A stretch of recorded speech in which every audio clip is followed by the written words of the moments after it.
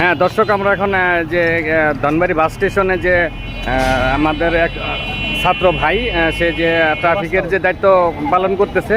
আচ্ছা, আপনারা এই কার্যক্রম কতদিন করবেন? এই কার্যক্রম যতদিন টাঙ্গাইল থেকে আমাদের রোভার স্কাউটের টিমের অনুমতি জীবন না দিবে যে এই থানা চালু জীবন না হবে, এই পর্যন্ত আমরা এই কার্যক্রম চালাই যাবো। টাঙ্গাইল থেকে আমাদের সব অনুমতি দেওয়া হবে যে আমাদের করতে হবো না, তখন আমরা এই কার্যক্রম বাদ দিয়ে দেবো। আচ্ছা, কোন কলেজের পক্ষ থেকে আপনি আসছেন? আমরা ধনবাড়ি কলেজ থেকে আসছি, ধনবাড়ি গভ কলেজ। আচ্ছা, আপনারা কতজন আছেন এখানে ছাত্র এবং ছাত্রী? 40 জনের উপরে আছি। 40 জনের। শুধু ধনবাড়ি বাস স্টেশনে না অন্য কোথাও আছে? আমার বাজার মনিটরিং চলতেছে, ওই বাজারের আপনার মূল্য নির্ধারণের মূল্য নির্ধারণের এই চলতেছে।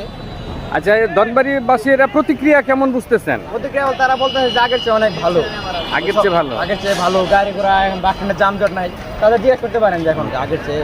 আচ্ছা আচ্ছা।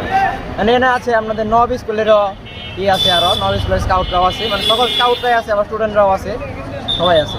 আচ্ছা, আপনাকে ধনবাড়ি সংবাদের পক্ষ থেকে ধন্যবাদ রইল। সুপ্রিয় দর্শক, আপনারা দেখতে পাচ্ছেন যে ধনবাড়ি বাস স্টেশনে অনেক শৃঙ্খলা চলে আসছে। এখানে কোনো সমস্যা নাই, কোনো জ্যাম নাই।